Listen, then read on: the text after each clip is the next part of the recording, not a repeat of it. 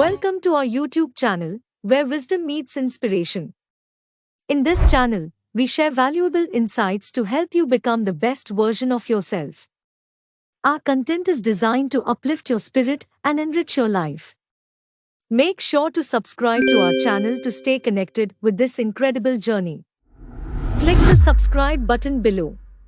ಧರ್ಮಸ್ಯ ಸರ್ವಧರ್ಮಸ್ವರೂಪಿಣಿ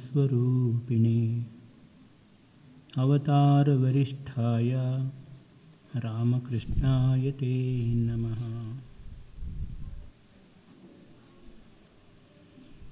ಶ್ರೀರಾಮಕೃಷ್ಣರ ಜೀವನದಲ್ಲಿ ನಾವು ಅತ್ಯಂತ ಮುಖ್ಯವಾಗಿ ಗಮನಿಸಬೇಕಾಗಿರತಕ್ಕಂಥ ವಿಷಯ ಜೀವನವನ್ನು ನಾವು ಅನುಭವಿಸಬೇಕು ಅಂತ. ಎಲ್ಲ ರೀತಿಯ ಅನುಭವ ಅದನ್ನು ಈ ಜೀವನಾನುಭವವನ್ನು ನಾವು ಆಧ್ಯಾತ್ಮಿಕಗೊಳಿಸಬೇಕು. ಆಧ್ಯಾತ್ಮಿಕ ದೃಷ್ಟಿಯಿಂದ ನಮ್ಮ ಜೀವನವನ್ನು ಅನುಭವಿಸಬೇಕು. ಆಧ್ಯಾತ್ಮಿಕ ಮನೋಭಾವದೊಂದಿಗೆ ನಮ್ಮ ಜೀವನವನ್ನು ಅನುಭವಿಸಬೇಕು. ಇದು ಶ್ರೀರಾಮಕೃಷ್ಣರ ಒಂದು ಆದರ್ಶ ಅಂತ ನಾವು ಹೇಳ್ಬೋದು. ಶ್ರೀರಾಮಕೃಷ್ಣರು ಕೂಡ ಅದೇ ರೀತಿಯೇ ಅವರು ಬಾಳಿದವರು. ಅವ್ರ ಜೀವನವನ್ನು ಅಲ್ಲಗಳೆಯಲಿಲ್ಲ.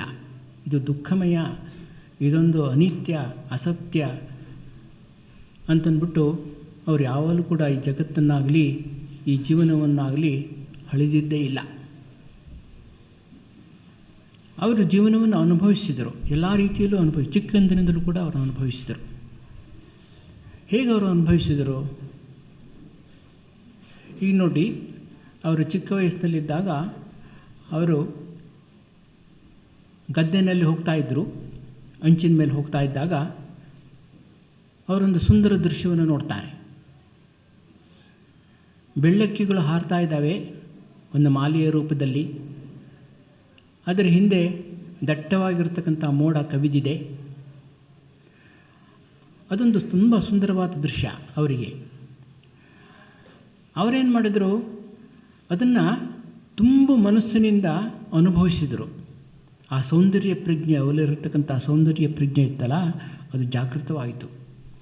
ಆ ಭಗವಂತನ ಸೌಂದರ್ಯದ ಜೊತೆಗೆ ಅದು ಒಂದಾಯಿತು. ಆವಾಗ ಅವರೇನಾಗಿದ್ರು ಅಂತಂದ್ಬಿಟ್ರೆ, ಅವರು ಸಂಪೂರ್ಣವಾಗಿ ಅವ್ರ ಮನಸ್ಸು ಅದು ತಲ್ಲೀನವಾಗಿಬಿಟ್ಟು ಅವರ ನಿಜವಾದ ಅಸ್ತಿತ್ವವನ್ನೇ ಕಳ್ಕೊಂಡ್ಬಿಟ್ರು. ದೇಹವನ್ನೇ ಮರೆತುಬಿಟ್ರು, ಸುತ್ತಮುತ್ತಲಿನ ಪರಿಸರವನ್ನೇ ಮರೆತುಬಿಟ್ರು. ಎಲ್ಲ ಮರೆತುಬಿಟ್ಟು ಅವರು ಪ್ರಜ್ಞೆ ತಪ್ಪಿ ಬಿದ್ದೇ ಬಿಟ್ರು. ಆ ಸಂದರ್ಭದಲ್ಲಿ ಅವರು ನಿಜವಾಗೂ ಕೂಡ ಆ ಭಗವಂತನ ಅನುಭವವನ್ನು ಪಡಿತಾರೆ. ಅಂತಂದರೆ ಆ ರೀತಿಯ ಒಂದು ಅನುಭವ ಎಲ್ಲವನ್ನು ಕೂಡ ಅನುಭವಿಸ್ತಕ್ಕಂಥದ್ದು. ಉದಾಹರಣೆ ನಾವೇನು ಮಾಡ್ತೀವಿ ಅಂತಂದರೆ, ಆ ರೀತಿ ಒಂದು ಸುಂದರವಾದ ದೃಶ್ಯವನ್ನು ನೋಡಿದರೆ ನಮಗೆ ಅನೇಕ ಆಲೋಚನೆಗಳು ಬಂದುಬಿಟ್ಟು ಆ ಆಲೋಚನೆಗಳಿಂದ ಅದನ್ನು ಮುಚ್ಚಿಬಿಡ್ತೀವಿ. ಈಗ ಶ್ರೀರಾಮಕೃಷ್ಣರೇ ಆ ದೃಶ್ಯವನ್ನು ನೋಡಿದಾಗ ಅವರು ಈ ಬೆಳ್ಳಕ್ಕಿ ಅಂತಂದ್ಬಿಟ್ರೆ ಏನಿದು, ಯಾವ ಜಾತಿ ಸೇರಿದ್ದು, ಯಾವ ವರ್ಗಕ್ಕೆ ಸೇರಿದ್ದು, ಈ ಮೋಡ ಅಂತಂದರೆ ಏನು, ಎಷ್ಟು ರೀತಿಯ ಮೋಡಗಳಿದೆ, ಮಳೆ ಬರ್ತಕ್ಕಂಥ ಮೋಡ ಯಾವುದು, ಅದು ಯಾವುದು, ಇದು ಯಾವುದು ಅಂತ ಈ ರೀತಿ ಅದರ ಬಗ್ಗೆನೇ ವೈಜ್ಞಾನಿಕವಾಗಿ ಆಗಲಿ ಇನ್ಯಾವುದೋ ರೀತಿಯಲ್ಲಾಗಲಿ ಅವರು ಯೋಚನೆ ಮಾಡ್ತಾ ಇದ್ದಿದ್ದರೆ ಅವರು ಸಮಾಧಿಗೆ ಹೋಗೋಕ್ಕಾಗ್ತಾ ಇರಲಿಲ್ಲ. ಆ ನಿಜವಾದ ಸೌಂದರ್ಯವನ್ನು ಅನುಭವಿಸೋಕ್ಕಾಗ್ತಾ ಇರಲಿಲ್ಲ. ನಿಜವಾದ ಸೌಂದರ್ಯವನ್ನು ಅನುಭವಿಸಬೇಕು ಅಂತಂದ್ಬಿಟ್ರೆ ಅದರಲ್ಲಿ ಒಂದು ತಲ್ಲೀನತೆ ಇರಬೇಕು. ಇದನ್ನೇ ನೇಚರ್ ಮಿಸ್ಟಿಸಿಸಮ್ ಅಂತ ಕರೀತಾರೆ. ಆ ಪ್ರಕೃತಿಯಲ್ಲಿರ್ತಕ್ಕಂಥ ಸೌಂದರ್ಯವನ್ನು ಅನುಭವಿಸ್ತಾ ಅದರೊಡನೆ ತಾದಾತ್ಮ್ಯವನ್ನು ಹೊಂದಿಬಿಡ್ತಕ್ಕಂಥದ್ದು. ಈಗ ನಾವೆಲ್ಲ ಸಾಮಾನ್ಯವಾಗಿ ಎಷ್ಟೋ ಜನ ಯುವಕರೆಲ್ಲ ಹೋಗ್ತಾರಲ್ಲ, ಸೈಟ್ ಸೀಯಿಂಗ್ ಅಂತ ಹೋಗ್ತಾರೆ. ಊರಿನ ಹೊರಗಡೆಲ್ಲ ಹೋಗ್ತಾರೆ. ಎಷ್ಟೋ ಜನ ಪ್ರಕೃತಿ ಸೌಂದರ್ಯವನ್ನು ನೋಡ್ತಾರೆ, ಜಲಪಾತವನ್ನು ನೋಡ್ತಾರೆ, ಕಾಡನ್ನು ನೋಡ್ತಾರೆ, ಸುಂದರವಾಗಿರ್ತಕ್ಕಂಥ ದೃಶ್ಯವನ್ನು ನೋಡ್ತಾರೆ. ಆದರೆ ಯಾರೂ ಅದನ್ನು ಅನುಭವಿಸೋದಿಲ್ಲ. ಅವರೇನು ಮಾಡ್ತಾರೆ ಅಂತಂದ್ಬಿಟ್ರೆ ಫೋಟೋ ತೆಗೆಯೋಕ್ಕೆ ಶುರು ಮಾಡ್ತಾರೆ, ಸೆಲ್ಫಿ ತೆಗೆಯೋಕ್ಕೆ ಶುರು ಮಾಡ್ತಾರೆ. ಅನೇಕ ರೀತಿ ಪೋಸ್ಟ್ ಕೊಟ್ಕೊಂಡ್ಬಿಟ್ಟು ಅದನ್ನು ಫೋಟೋ ತೆಗೆಯೋದು, ಅದರಲ್ಲೇ ತಲ್ಲೀನರಾಗ್ಬಿಡ್ತಾರೆ ಹೊರತು ಕೂಡ ನಿಜವಾಗೂ ಕೂಡ ಅದನ್ನು ಅನುಭವಿಸಿ ಅದರಲ್ಲಿ ತಲ್ಲೀನತೆಯನ್ನು ಪಡೆಯೋದೇ ಇಲ್ಲ ಅವರು. ಆ ರೀತಿ ನಾವೇನು ಮಾಡಿದ್ದೀವಿ ಅಂತಂದ್ಬಿಟ್ರೆ ಬೆಳೀತಾ ನಿಜವಾಗೂ ಕೂಡ ಜೀವನವನ್ನು ಅನುಭವಿಸ್ತಕ್ಕಂಥ ಒಂದು ಸಾಮರ್ಥ್ಯವನ್ನು ಕಳ್ಕೊಂಡ್ಬಿಟ್ಟಿದ್ದೀವಿ. ಚಿಕ್ಕ ಮಕ್ಕಳಲ್ಲಿ ಇರ್ತದು. ಚಿಕ್ಕ ಮಕ್ಕಳು ಅವರು ಸಂಪೂರ್ಣವಾಗಿ ಏನನ್ನಾದರೂ ನೋಡಿದರೆ ಕೇಳಿದರೆ ಸಂಪೂರ್ಣವಾಗಿ ಅನುಭವಿಸ್ತಾರೆ. ಆದರೆ ಯಾಕೋಸ್ಕರ ಮಕ್ಕಳು ಅನುಭವಿಸ್ತಾರೆ ಅಂತಂದ್ಬಿಟ್ರೆ ಅವರಿಗಿನ್ನೂ ಆಲೋಚನೆ ಬೆಳೆದಿರೋದಿಲ್ಲ, ಚಿಂತನೆ ಬೆಳೆದಿರೋದಿಲ್ಲ. ಅದನ್ನು ಯಾವುದೋ ಒಂದು ಬೇರೆ ಜ್ಞಾನದ ಹಿನ್ನೆಲೆಯಲ್ಲಿ ಅದನ್ನು ನೋಡ್ತಕ್ಕಂಥ, ವೈಜ್ಞಾನಿಕ ಹಿನ್ನೆಲೆಯಲ್ಲಿ ನೋಡ್ತಕ್ಕಂಥ ಇದ್ಯಾವುದು ಕೂಡ ಗೊತ್ತಿರೋದಿಲ್ಲ ಅವರಿಗೆ. ಅದರಿಂದ ಅವರು ಅನುಭವಿಸ್ತಾರೆ. ಆದರೆ ನಾವು ಏನು ಮಾಡ್ತೀವಿ ಅಂತಂದ್ಬಿಟ್ರೆ ನಮಗೆಲ್ಲ ಬೇರೆ ಬೇರೆ ಜ್ಞಾನ ಎಲ್ಲ ಇರುತ್ತೆ. ಅದರಿಂದ ಆಗಿಬಿಟ್ಟು ನಾವೇನು ಮಾಡ್ತೀವಿ ಅಂತಂದರೆ ಅದರ ಎಲ್ಲ ಜ್ಞಾನದ ಹಿನ್ನೆಲೆಯಲ್ಲಿ ನಾವೆಲ್ಲ ಅದನ್ನು ಆಲೋಚನೆ ಮಾಡೋಕ್ಕೆ ಶುರು ಮಾಡಿಬಿಡ್ತೀವಿ. ಆ ರೀತಿ ಆಲೋಚನೆ ಮಾಡಿಬಿಟ್ಟು ನಮಗೇನಾಗುತ್ತೆ ಅಂತಂದರೆ ಅನುಭವಿಸುವ ಒಂದು ಸಾಮರ್ಥ್ಯ ಹೊರಟು ಹೋಗ್ಬಿಡುತ್ತೆ. ಶ್ರೀರಾಮಕೃಷ್ಣರು ಒಂದು ಕತೆ ಹೇಳ್ತಾರಲ್ಲ, ಕೆಲವು ಸ್ನೇಹಿತರು ಮಾವಿನ ತೋಟಕ್ಕೆ ಹೋಗ್ತಾರಂತೆ. ಮಾವಿನ ತೋಟಕ್ಕೆ ಹೋದಾಗ ಒಬ್ಬ ಸ್ನೇಹಿತ ಏನು ಮಾಡ್ತಾನೆ ಅಂತಂದ್ಬಿಟ್ರೆ ಅವನು ಮಾವಿನ ತೋಪಿನಲ್ಲಿ ಎಷ್ಟು ಮಾವಿನ ಗಿಡಗಳಿದೆ, ಯಾವ್ಯಾವ ಜಾತಿ ಮಾವಿನ ಗಿಡಗಳಿವೆ, ತೋತಾಪುರಿ ಗಿಡ ಎಷ್ಟಿದೆ, ಬಾದಾಮಿ ಗಿಡ ಎಷ್ಟಿದೆ, ರಸಪುರಿ ಗಿಡ ಎಷ್ಟಿದೆ, ಈ ರೀತಿ ಅವನು ಲೆಕ್ಕ ಹಾಕೋಕ್ಕೆ ಶುರು ಮಾಡಿದ. ಮತ್ತೊಬ್ಬ ಏನು ಮಾಡ್ದ ಅಂತಂದ್ಬಿಟ್ರೆ ಅವನು ಕೊಂಬೆಗಳನ್ನು ಎಣಿಸೋಕ್ಕೆ ಶುರು ಮಾಡಿದ. ಮತ್ತೊಬ್ಬ ಏನು ಮಾಡ್ತಾನೆ ಅಂತಂದ್ಬಿಟ್ರೆ ಎಲೆ ಎಣಿಸೋಕ್ಕೆ ಶುರು ಮಾಡ್ತಾನೆ. ಆದರೆ ಅಲ್ಲೊಬ್ಬ ಬುದ್ಧಿವಂತ ಇದ್ದ. ಅವನೇನು ಮಾಡ್ತಾನೆ ಅಂತಂದ್ಬಿಟ್ರೆ ಇದು ಯಾವುದೋ ಮಾಡೋಕ್ಕೆ ಹೋಗಲೇ ಇಲ್ಲ. ಅವನು ನೇರವಾಗಿ ಮರ ಹತ್ತಿಬಿಟ್ಟು ಅವನು ಹಣ್ಣನ್ನು ತಿನ್ನೋಕ್ಕೆ ಶುರು ಮಾಡ್ತಾನೆ. ಹಣ್ಣು ತಿಂತಕ್ಕಂಥದ್ದು. ಶ್ರೀರಾಮಕೃಷ್ಣ ಹೇಳ್ತಾರೆ, ನೀವು ಬಂದಿರತಕ್ಕಂಥದ್ದು ಹಣ್ಣು ತಿನ್ನೋದಕ್ಕೆ, ಅದನ್ನು ತಿಂದು ಆನಂದಿಸೋದಕ್ಕೆ. ಅದು ಬಿಟ್ಬಿಟ್ಟು ಮರ ಎಣಿಸೋದು, ಎಲೆ ಎಣಿಸೋದು, ಕೊಂಬೆ ಎಣಿಸೋದ್ರಲ್ಲಿ ನೀವು ತೊಡಗಿದ್ದೀರಲ್ಲ. ನಾವೇನು ಮಾಡ್ತೀವಿ ಅಂತಂದರೆ ಇದೇ ರೀತಿ ಎಲೆ ಎಣಿಸೋದು, ಕೊಂಬೆ ಎಣಿಸೋದ್ರಲ್ಲಿ ನಾವು ಮಗ್ನರಾಗ್ಬಿಟ್ಟು ಆ ಹಣ್ಣು ತಿನ್ನೋದನ್ನು ಮರೆತು ಬಿಡ್ತೀವಿ. ನಿಜವಾಗೂ ಕೂಡ ಜೀವನವನ್ನು ಅನುಭವಿಸೋದು ಏನು ಅನ್ನೋದನ್ನು ಮರೆತು ಬಿಡ್ತೀವಿ. ಅನೇಕ ನಮಗೇನೋ ಅದು ಬೇಕು, ಇದು ಬೇಕು, ಹಣ ಬೇಕು ಅಂತ, ಅಧಿಕಾರ ಬೇಕು ಅಂತ ಇರುತ್ತೆ. ಓಡ್ತಾ ಇರ್ತೀವಿ. ಆವಾಗ ಓಡ್ತಾ ಅದರಲ್ಲೇ ನಾವು ನಮ್ಮ ಜೀವನ ಸಂಪೂರ್ಣ ಸವದು ಹೋಗಿಬಿಡುತ್ತೆ. ಸುತ್ತಮುತ್ತ ಏನಿದೆ ಅಂತ ಕಡೆ ಗಮನನೇ ಇರೋದಿಲ್ಲ. ಅದನ್ನು ಅನುಭವಿಸ್ಬೇಕು ಅಂತಲೇ ಗೊತ್ತಿಲ್ಲ ನಮಗೆ. ಆ ಥರ ನಮ್ಮ ಜೀವನ ಆ ರೀತಿ ಆಗ್ಬಿಟ್ಟು ಏನಾಗುತ್ತೆ ಅಂತಂದ್ಬಿಟ್ರೆ ಆ ಹೃತ್ಪೂರ್ವಕವಾಗಿ ಅನುಭವಿಸದೇ ಇರೋದ್ರಿಂದ, ಜೀವನವನ್ನು ಅನುಭವಿಸದೇ ಇರೋದ್ರಿಂದ ಅನೇಕ ರೀತಿಯ ತೊಂದರೆ, ತಾಪತ್ರೆಗಳು, ಮಾನಸಿಕ ತೊಂದರೆಗಳು ಎಲ್ಲವೂ ಉಂಟಾಗ್ತಕ್ಕಂಥದ್ದು. ಪ್ರಕೃತಿಯನ್ನು ನೋಡಿ ಅನುಭವಿಸ್ಬೇಕಂತೆ. ನೇಚರ್ ಡಿಫಿಸಿಟ್ ಡಿಸಾರ್ಡರ್ ಅಂತ ಇದೆ. ನೇಚರ್ ಡಿಫಿಸಿಟ್ ಡಿಸಾರ್ಡರ್ ಅಂತಂದ್ರೆ ಅರ್ಥ ಏನು ಅಂತಂದ್ಬಿಟ್ರೆ ನಾವು ಪ್ರಕೃತಿಯನ್ನು ನೋಡೋದೇ ಇಲ್ಲ, ಆ ಮರವನ್ನು ನೋಡೋದೇ ಇಲ್ಲ, ಆ ಹಸಿರನ್ನು ನೋಡೋದೇ ಇಲ್ಲ, ನೋಡಿರೂ ಕೂಡ ಅದರ ಕಡೆ ಗಮನನ ಕೊಡೋದಿಲ್ಲ, ಅದನ್ನು ಅನುಭವಿಸೋದೂ ಇಲ್ಲ. ಅದರಿಂದಾಗಿ ಅನೇಕ ಮಾನಸಿಕ ತೊಂದರೆಗಳು ಉಂಟಾಗತ್ತಂತೆ, ದೈಹಿಕ ತೊಂದರೆಗಳು ಉಂಟಾಗತ್ತಂತೆ. ಅದಕ್ಕೆ ಎಲ್ಲವನ್ನು ಕೂಡ ನೋಡಬೇಕು, ಅನುಭವಿಸಬೇಕು. ಊಟ ಮಾಡಿದ್ರೂ ಕೂಡ ಅನುಭವಿಸಿ ಊಟ ಮಾಡಬೇಕು. ಶ್ರೀರಾಮಕೃಷ್ಣ ಅದು ಮಾಡ್ತಾಯಿದ್ರು. ಅವ್ರು ಪ್ರತಿಯೊಂದನ್ನು ಊಟ ಮಾಡೋರು ಕೂಡ ಅದು ಚೆನ್ನಾಗಿ ರುಚಿ ನೋಡಿ ಅನುಭವಿಸ್ತಾಯಿದ್ರು. ಅವ್ರ ಊಟದಲ್ಲಿ ಆಸಕ್ತಿ ಇತ್ತು ಅಂತ ಅರ್ಥ ಅಲ್ಲ. ಅವರು ಕಾಮಾರ್ಪುರಕ್ಕೆ ಹೋಗಿರ್ತಾರೆ. ಕಾಮಾರ್ಪುರಕ್ಕೆ ಹೋಗಿದ್ದಾಗ ಅಲ್ಲಿ ಯಾರೋ ಲಕ್ಷ್ಮೀದೇವಿ ಇವರೆಲ್ಲ ಅಡುಗೆ ಮಾಡಬೇಕಲ್ಲ, ಅಡುಗೆ ಮಾಡಿ ಯಾವುದೋ ಒಂದು ಮಸಾಲೆ ಅದು ಇರಲಿಲ್ವಂತೆ. ಅವರು ಹೇಳಿದ್ರಂತೆ, ಲಕ್ಷ್ಮೀದೇವಿ ಹೇಳಿದ್ರಂತೆ, ಅಯ್ಯೋ ಮಸಾಲೆ ಇಲ್ಲಿದ್ದರೂ ಕೂಡ ಪರವಾಗಿಲ್ಲ, ಮಾಡಿಕೊಟ್ಬಿಡೋಣ ಅಂತಂದ್ಬಿಟ್ಟು. ಅದು ಶ್ರೀರಾಮಕೃಷ್ಣ ಕೇಳಿಸುತ್ತೆ. ಅದೆಲ್ಲ ನಡೆಯೋದಿಲ್ಲ, ನಾನು ಆ ತರಕಾರಿ ತಿನ್ನೋದಕ್ಕೆ ಬಂದಿರತಕ್ಕಂಥದ್ದು ಇಲ್ಲಿಗೆ, ಆ ಮಸಾಲೆ ತನ್ನಿ ಹಾಕಿ ಅಂತ ಹೇಳ್ತಾರಂತವ್ರು. ಅಂದರೆ ಅವರು ಸಂಪೂರ್ಣವಾಗಿ ಅನುಭವಿಸ್ತಾ ಇದ್ದರು ಪ್ರತಿಯೊಂದನ್ನು ಕೂಡ. ಆ ರೀತಿ ಅನುಭವಿಸೋದನ್ನು ಕಲಿಬೇಕು ನಾವು ಅಂತ. ಊಟ ಮಾಡೋರು ಕೂಡ ಅನುಭವಿಸಿ ಊಟ ಮಾಡಬೇಕು. ಎಲ್ಲೋ ಯೋಚನೆ ಮಾಡ್ತಾ ಎಲ್ಲೋ ನಾವು ಇಲ್ಲಿ ಊಟ ಮಾಡ್ತೀವಿ, ಏನು ತಿಂತಾ ಇರ್ತೀವಿ ಅಂತ ನಮಗೆ ಗೊತ್ತಿರೋದಿಲ್ಲ. ಆ ಥರ ಒಂದು ಪರಿಸ್ಥಿತಿ. ಅದನ್ನು ಶ್ರೀರಾಮಕೃಷ್ಣ ಬಿಡ್ತಾ ಇರಲಿಲ್ಲ. ಅವರು ಎಲ್ಲವನ್ನು ಕೂಡ ಅನುಭವಿಸ್ತಾ ಇದ್ದರು, ಪ್ರತಿಯೊಂದನ್ನು ಅನುಭವಿಸ್ತಾ ಇದ್ದರು. ಆ ಹಣ್ಣು ತಿನ್ನೋದು ಅಂತ ಹೇಳ್ತಾರಲ್ಲ ಅವರು, ಶ್ರೀರಾಮಕೃಷ್ಣ ಹಣ್ಣು ತಿನ್ನೋದಕ್ಕೆ ಬಂದಿರೋದು ಅಂತ. ಅದು ಈ ಜೀವನ ಇದೆಯಲ್ಲ, ಆ ಜೀವನದ ಸಾರ ವಸ್ತುವೇ ಹಣ್ಣು, ಆ ಆತ್ಮತತ್ವ, ಭಗವದ್ ವಸ್ತು. ಮರದ ಸಾರ ವಸ್ತು ಯಾವುದದು? ಹಣ್ಣು. ಆ ಮಾವಿನ ಮರ ಬೆಳೆಸೋದೇ ಹಣ್ಣಿಗೋಸ್ಕರವಾಗಿ. ಅದರ ಎಲ್ಲ ಸಾರವೂ ಕೂಡ ಆ ಹಣ್ಣಿನಲ್ಲಿರುತ್ತೆ. ಹಾಗೆ ನಮ್ಮ ಜೀವನದ ಒಟ್ಟು ಸಾರ ಯಾವುದಪ್ಪ ಅಂತಂದ್ಬಿಟ್ರೆ, ಆ ಸಾರ ವಸ್ತು ಯಾವುದಪ್ಪ ಅಂತಂದ್ಬಿಟ್ರೆ ಆ ಭಗವದ್ ವಸ್ತು, ಆತ್ಮತತ್ವ. ಅದನ್ನು ಅನುಭವಿಸಬೇಕು ಅಂತ ಶ್ರೀರಾಮಕೃಷ್ಣ ಹೇಳ್ತಾರೆ. ಅದನ್ನು ಅನುಭವಿಸೋಕ್ಕೆ ನಾವು ಬಂದಿರತಕ್ಕಂಥದ್ದು. ಈ ಮನುಷ್ಯ ಜನ್ಮ ಬಂದಿರತಕ್ಕಂಥದ್ದು ಅನುಭವಿಸೋದಕ್ಕೆ. ಅದಕ್ಕೋಸ್ಕರ ಶ್ರೀರಾಮಕೃಷ್ಣ ಮತ್ತೆ ಹೇಳ್ತಾ ಇದ್ದಿದ್ದು, ಈ ಮನುಷ್ಯ ಜನ್ಮದ ಸಾರ್ಥಕತೆ ಯಾವಾಗ ಅಂತಂದ್ಬಿಟ್ರೆ ಆ ಭಗವಂತನ ಕಂಡಾಗ, ಭಗವದ್ ವಸ್ತುವನ್ನು ಅನುಭವಿಸಿದಾಗ, ಆತ್ಮತತ್ವವನ್ನು ಅನುಭವಿಸಿದಾಗ ಅಂತಂದ್ಬಿಟ್ಟು ಅದು ಸಾರ್ಥಕತೆ ಆಗೋದೇ ಆವಾಗ. ಅದಿಲ್ಲದ ಬಿಟ್ಟರೆ ಈ ಜೀವನಕ್ಕೆ ಯಾವ ಬೆಲೆನೂ ಇಲ್ಲ. ಭಾಗವತದಲ್ಲಿ ಒಂದು ಶ್ಲೋಕ ಬರುತ್ತಲ್ಲ, ಮಹತಾ ಪುಣ್ಯಪಣ್ಣೇನ ಕ್ರೀತೇಯಂ ಕಾಯಿನೋಸ್ತ್ವಯ ಪಾರಂ ದುಃಖೋ ದದೇಹಂತುಂ ತರ ಯಾವತ್ ನ ಭಿದ್ಯತೆ. ಈ ಮನುಷ್ಯ ಜನ್ಮ ಇದೆಯಲ್ಲ, ಈ ಮನುಷ್ಯ ಜನ್ಮ ಅಂತಕ್ಕಂಥದ್ದು, ಈ ದೇಹ ಅಂತಕ್ಕಂಥದ್ದು ಒಂದು ನೌಕೆ. ಈ ನೌಕೆ, ನಾವು ನೌಕೆಯನ್ನು ಹೇಗೆ ಪಡೆದಿದ್ದೀವಿ ಅಂತಂದ್ಬಿಟ್ರೆ ಅನೇಕ ಜನ್ಮಗಳ ಪುಣ್ಯ ಫಲವನ್ನು ತೆತ್ತು ಈ ನೌಕೆಯನ್ನು ಪಡೆದಿದ್ದೇವಂತೆ. ಯಾತಕ್ಕೋಸ್ಕರ ಇದನ್ನು ನಾವು ಪಡೆದಿದ್ದೀವಿ ಅಂತಂದ್ಬಿಟ್ರೆ ಈ ಸಂಸಾರ ಸಾಗರದಿಂದ ದಾಟಿ ಹೋಗೋದಕ್ಕೋಸ್ಕರವಾಗಿ. ಈ ನೌಕೆ ಮುರಿದು ಹೋಗೋದಕ್ಕಿಂತ ಮುಂಚೆನೇ ಇದನ್ನು ದಾಟಿಬಿಡು ಅಂತಂದ್ಬಿಟ್ಟು ಆ ಶ್ಲೋಕ ಹೇಳುತ್ತೆ.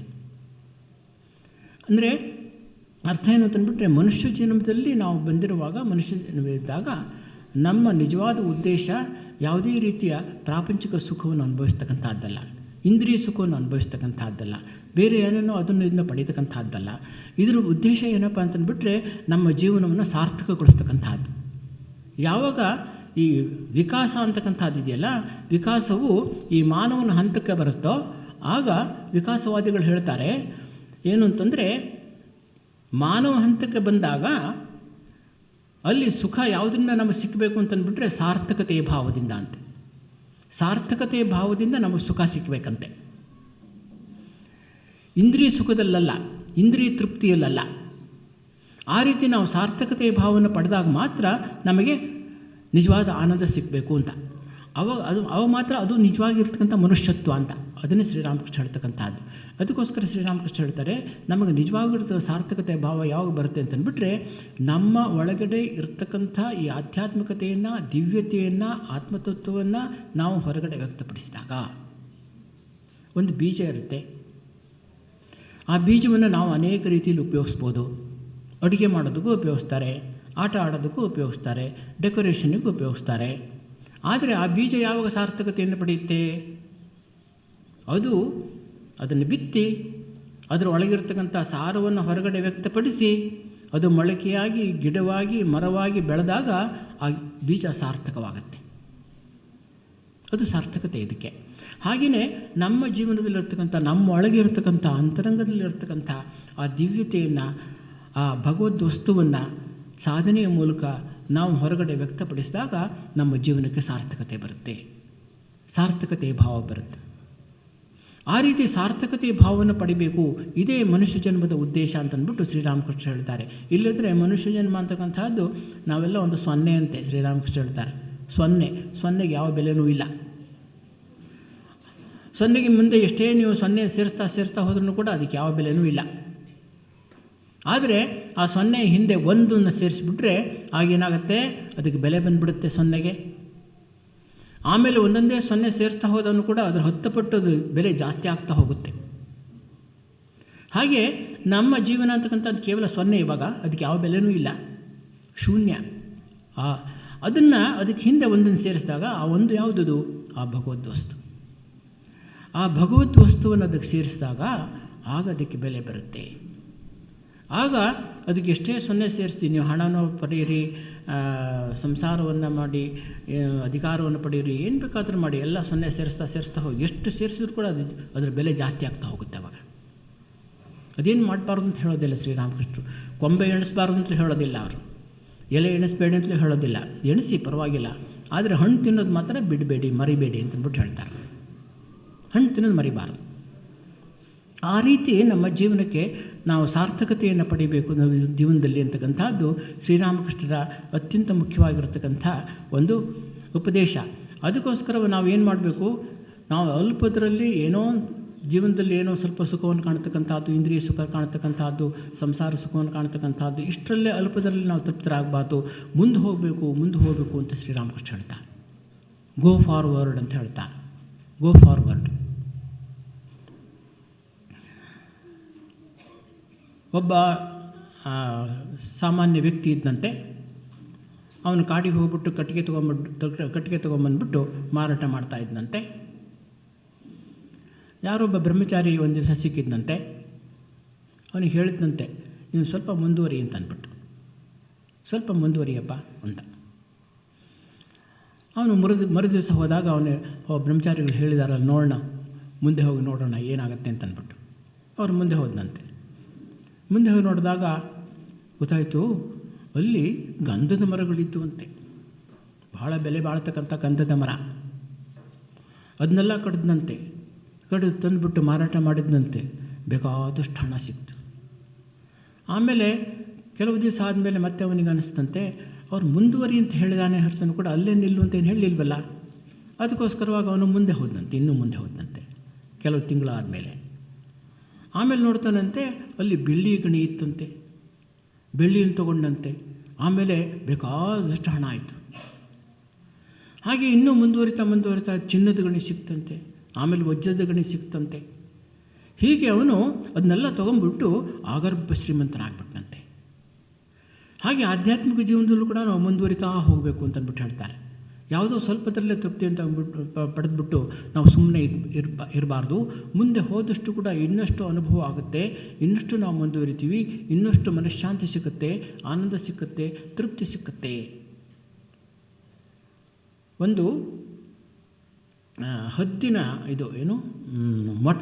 ಹದ್ದಿನ ಮೊಟ್ಟೆ ಅಕಸ್ಮಾತಾಗಿ ಈ ಕೋಳಿಯ ಮೊಟ್ಟೆ ಜೊತೆ ಬಿದ್ದುಬಿಡ್ತಂತೆ. ಆಕಸ್ಮಿಕವಾಗಿ ಬಿದ್ದುಬಿಡ್ತು. ಆ ಕೋಳಿ ಮೊಟ್ಟೆ ಜೊತೆನೇ ಆ ಕೋಳಿಗಳು ಕೂಡ ಅದು ತಮ್ಮದೇ ಮೊಟ್ಟೆ ಅಂತ ಅಂದ್ಬಿಟ್ಟು ಕಾವು ಕೊಡ್ತಾಯಿದ್ವು ಅಂತೆ. ಆಮೇಲೆ ಆ ಕೋಳಿ ಮೊಟ್ಟೆ ಎಲ್ಲ ಬಂದು ಕೋಳಿ ಮರಿ ಎಲ್ಲ ಬಂತಲ್ಲ, ಆಮೇಲೆ ಹದ್ದಿನ ಮರಿನೂ ಬಂತಂತೆ. ಆ ಕೋಳಿ ಮರಿ ಜೊತೆನೇ ಹದ್ದಿನ ಮರಿನೂ ಸಾಕ್ತಾಯಿದ್ವು ಅಂತವು. ಆಮೇಲೆ ಆ ಹದ್ದಿನ ಮರಿನೂ ಬೆಳೀತು, ಕೋಳಿ ಮರಿನೂ ಬೆಳೀತು, ಕೋಳಿ ಆಯಿತು. ಇದು ಕೂಡ ಆ ಕೋಳಿ ಜೊತೆನೇ ಇದ್ದಿದ್ದರಿಂದ, ಅದ್ರ ಜೊತೆನೇ ಬೆಳೆದಿದ್ದರಿಂದ ಅದು ಕೋಳಿ ಅಂತಲೇ ಕೂಗ್ತಾ ಇತ್ತಂತೆ. ಆಮೇಲೆ ಕೋಳಿ ಅಂತಲೇ ಹಾರ್ತಾ ಇತ್ತಂತೆ. ಕೋಳಿಗೆ ಹೆಚ್ಚು ಹಾರೋಕ್ಕಾಗೋದಿಲ್ವಲ್ಲ, ಸ್ವಲ್ಪ ಹಾರಿಬಿಟ್ಟು ಅಲ್ಲಿ ಕೂತು ಬಿಡ್ತಾವೆ. ಹೆಚ್ಚು ಸ್ವಲ್ಪ ಮಾತ್ರ ಹಾರೋಕ್ಕೆ ಸಾಧ್ಯ, ಮೇಲೆ ಹಾರೋಕ್ಕೆಲ್ಲ ಆಗುತ್ತೆ, ಆಗೋದಿಲ್ಲ. ಒಂದು 8-10 ಅಡಿ ಹಾರ್ಬೋದು ಹೆಚ್ಚು ಅಂದ್ರೆ ಅಷ್ಟೇ. ಹದ್ದು ಕೂಡ ಅದೇ ರೀತಿ ಮಾಡ್ತಾ ಇತ್ತಂತೆ. ಅದೇ ರೀತಿ ಏನೋ ಕಾಳುಗಳು ತಿಂತಾ ಇತ್ತಂತೆ, ಅದೇ ರೀತಿ ಹಾರ್ತಾ ಇತ್ತಂತೆ ಬೇರೆ ಕೋಳಿಗಳ ಜೊತೆ. ಆವಾಗ ಇದ್ದಕ್ಕಿದ್ದಂಗೆ ಯಾರೋ ಒಬ್ಬ ಬಂದು ನೋಡಿದಂತೆ. ಆಶ್ಚರ್ಯ ಆಯಿತು ಇವನಿಗೆ, ಈ ಕೋಳಿಗಳ ಜೊತೆ ಈ ಹದ್ದು ಸೇರ್ಕೊಂಡ್ಬಿಟ್ಟಿದೆಯಲ್ಲ, ಹೇಗಿದು ಅಂತ. ಹದ್ದಿನ ಥರನೇ ವರ್ತಿಸ್ತಾ ಇದೆ, ಹದ್ದಿನ ಥರನೇ ಹಾರ್ತಾ ಇದೆ, ಹದ್ದಿನ ಥರನೇ ತಿಂತಾ ಇದೆ, ಇದೇನು ಅದೇ ಥರ ಕೂಗ್ತಾ ಇದೆ. ಇವನಿಗೆ ಆಶ್ಚರ್ಯ ಆಯ್ತಂತೆ, ಇದಕ್ಕೇನಾದರೂ ಕೂಡ ಏನಿದು ಇಂಥ ದುರವಸ್ಥೆ ಬಂದ್ಬಿಡ್ತಲ್ಲ ಇದಕ್ಕೆ ಅಂತ ಅವನಿಗೆ ಆಶ್ಚರ್ಯ ಆಯಿತು. ಅವನೇನು ಮಾಡ್ತಾನೆ ಅಂತಂದ್ಬಿಟ್ರೆ, ಅದನ್ನ ಹೇಗೋ ಕಷ್ಟಪಟ್ಬಿಟ್ಟು ಅದನ್ನು ಹಿಡಿದಂತೆ, ಆ ಹದ್ದನ್ನು ಹಿಡಿದ್ಬಿಟ್ಟು ಅದನ್ನ ಮೇಲಕ್ಕೆ ಹಾಕಿ ಮಾಡಿದಂತೆ, ಮೇಲಕ್ಕೆ ಹಿಂಗೆ ಎಸೆದಂತೆ ಅದನ್ನು.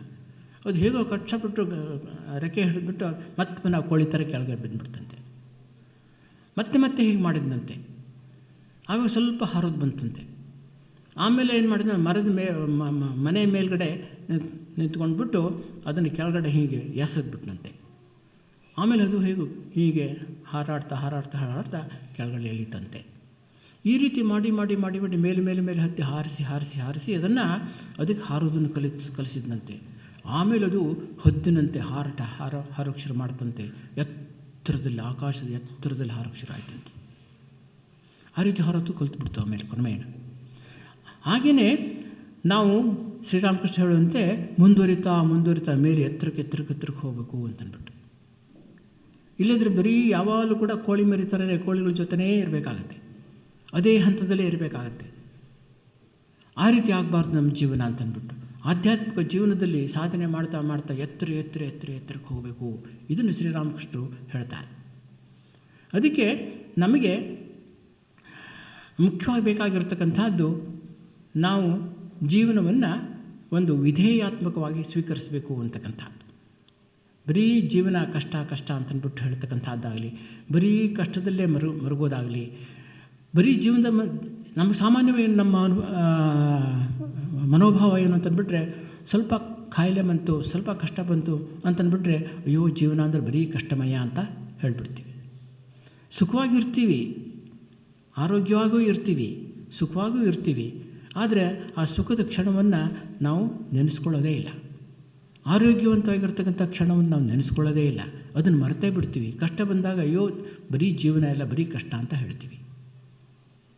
ಇದನ್ನು ಶ್ರೀರಾಮಕೃಷ್ಣರು ಒಪ್ತಾ ಇರಲಿಲ್ಲ. ಅವ್ರು ಯಾವಾಗಲೂ ಕೂಡ ಈ ಕಷ್ಟವೂ ಕೂಡ ಏನಪ್ಪ ಅಂತಂದ್ಬಿಟ್ರೆ ಅದನ್ನು ಕೂಡ ನಾವು ವಿಧೇಯಾತ್ಮಕವಾಗಿ ಸ್ವೀಕರಿಸಬೇಕು ಅಂತ ಅವ್ರು ಹೇಳ್ತಾಯಿದ್ರು. ಕಷ್ಟ ಬರುತ್ತೆ ನಿಜ, ಕಾಯಿಲೆ ಬರುತ್ತೆ ನಿಜ, ಆದರೆ ಅದು ಯಾತಕ್ಕೋಸ್ಕರ ಬರುತ್ತೆ ಅಂತಂದ್ಬಿಟ್ರೆ ನಮ್ಮ ಒಳ್ಳೆಯದಕ್ಕೋಸ್ಕರ ಬರುತ್ತೆ ಅಂತಂದ್ಬಿಟ್ಟು ಶ್ರೀರಾಮಕೃಷ್ಣ ಒಂದು ಉದಾಹರಣೆಯನ್ನು ಕೊಡ್ತಾಯಿದ್ರು. ಈ ಕಬ್ಬಿಣವನ್ನು ಏನು ಮಾಡ್ತಾರೆ ಅಂತಂದ್ಬಿಟ್ರೆ ಬೆಂಕಿನಲ್ಲಿ ಕಾಯಿಸ್ತಾರೆ, ಚೆನ್ನಾಗಿ ಕಾಯಿಸ್ತಾರೆ, ಕೆಂಪಗಾಗಬೇಕು. ಕೆಂಪಗಾಗ್ಬಿಟ್ಟು ಅವನು ಹೊಡೆದು ಒಂದು ಕತ್ತಿಯನ್ನು ಮಾಡ್ತಾರೆ ಅಥವಾ ಇನ್ನೇನೋ ಒಂದು ವಸ್ತುವನ್ನು ಮಾಡ್ತಾರೆ ಅದರಲ್ಲಿ. ಆ ರೀತಿ ಅದನ್ನು ಮಾಡಬೇಕು ಅಂತಂದ್ಬಿಟ್ರೆ ಅದಕ್ಕೊಂದು ನಿರ್ದಿಷ್ಟವಾದ ರೂಪವನ್ನು ಕೊಡಬೇಕು ಅಂತಂದ್ಬಿಟ್ರೆ ಅದನ್ನೇನು ಮಾಡಬೇಕು, ಕಾಯಿಸಲೇಬೇಕು, ಚೆನ್ನಾಗಿ ಕೆಂಪು ಕಾಯಿಸಲೇಬೇಕು ಅದನ್ನು.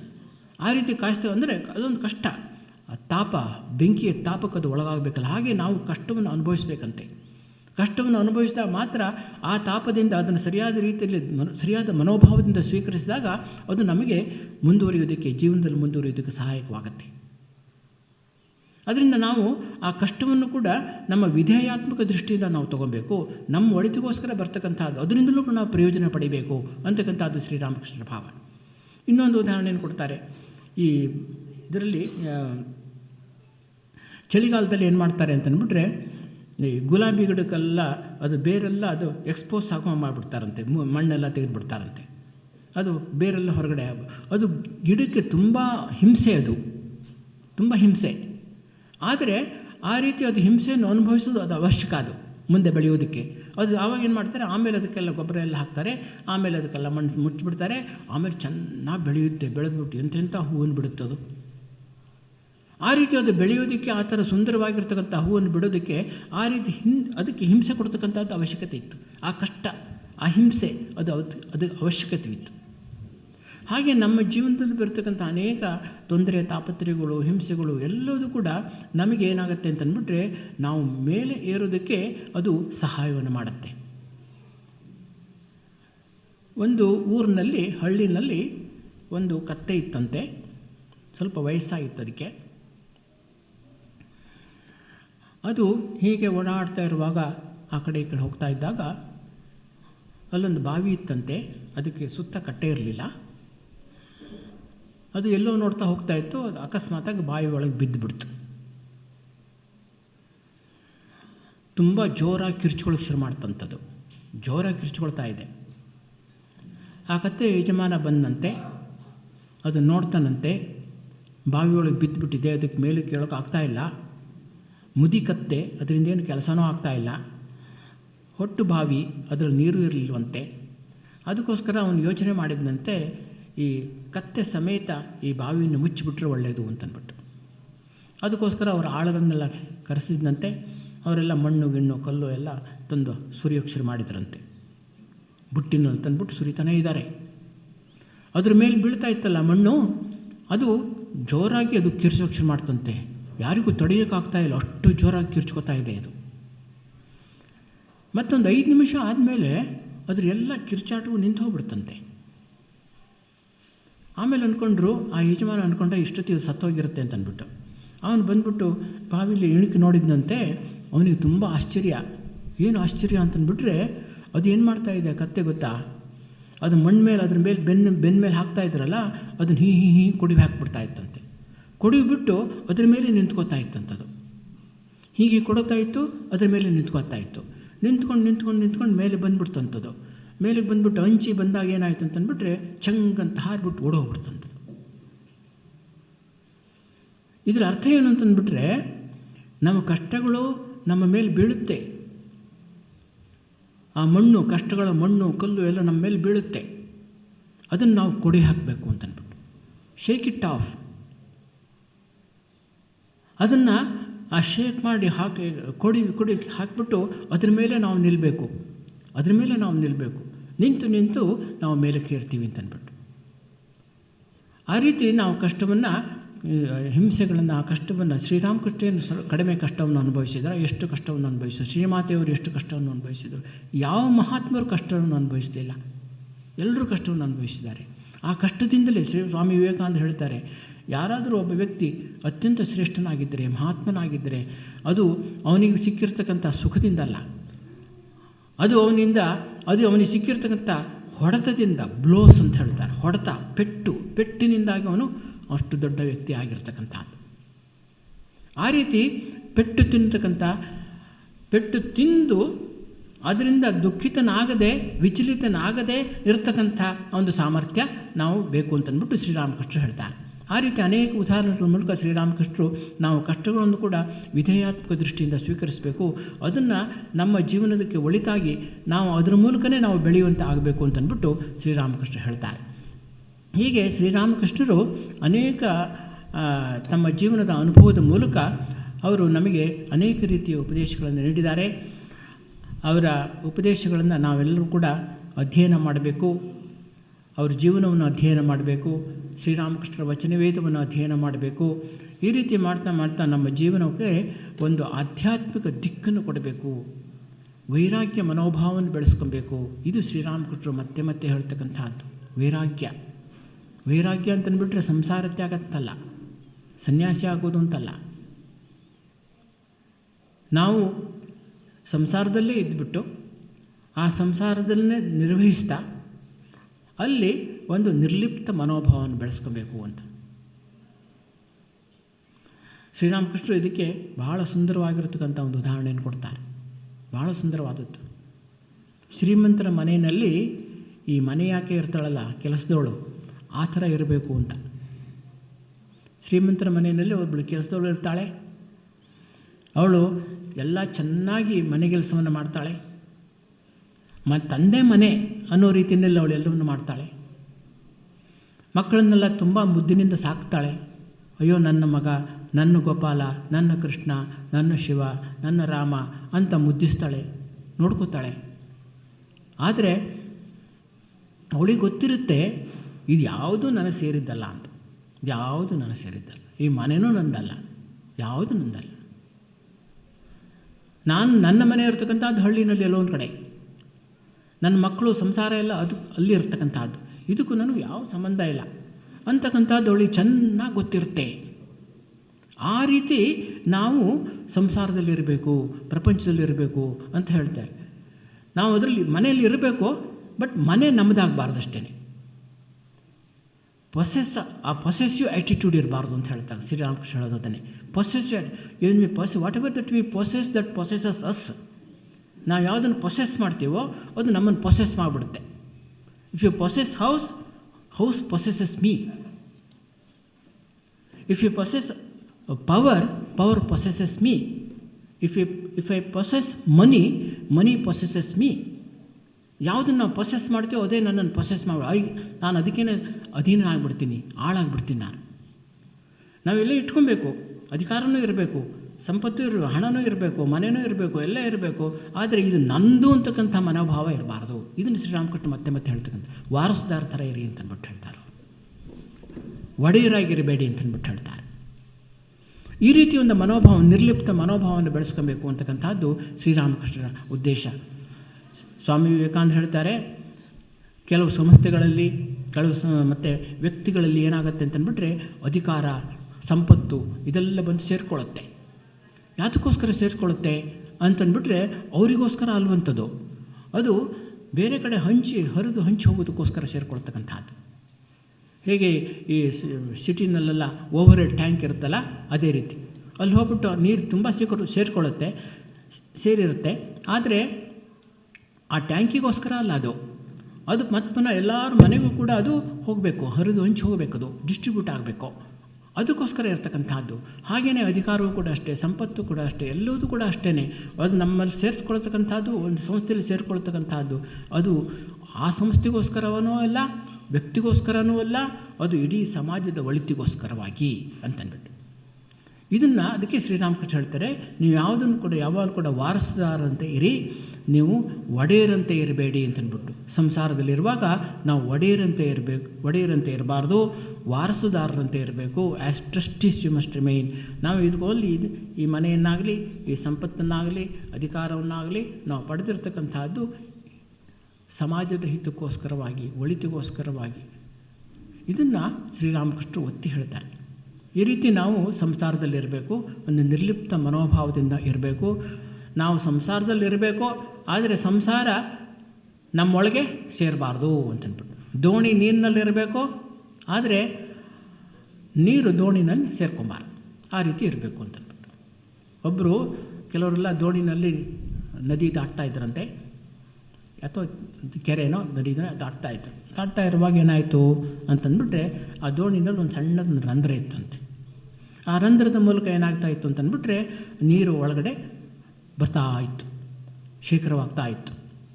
ಎಲ್ರಿಗೂ ಆತಂಕ ಆಗಿಬಿಡ್ತು, ತುಂಬ ನೀರು ಸೇರ್ಕೊಂಬಿಟ್ರೆ ಇದು ದೋಣಿ ಮುಳುಗೋಗ್ಬಿಡುತ್ತಲ್ಲ ಅಂತಂದ್ಬಿಟ್ಟು ಎಲ್ರಿಗೂ ಆತಂಕ ಆಯಿತು, ಏನು ಮಾಡೋದು ಅಂತ.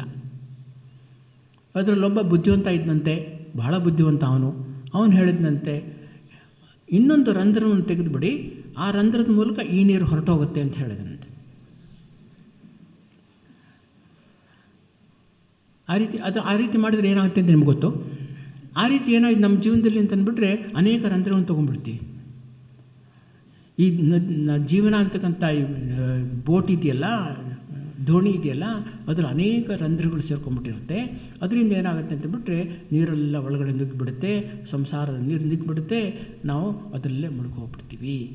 ಅದಕ್ಕೆ ಶ್ರೀರಾಮಕೃಷ್ಣ ಹೇಳ್ತಾರೆ, ನಾವು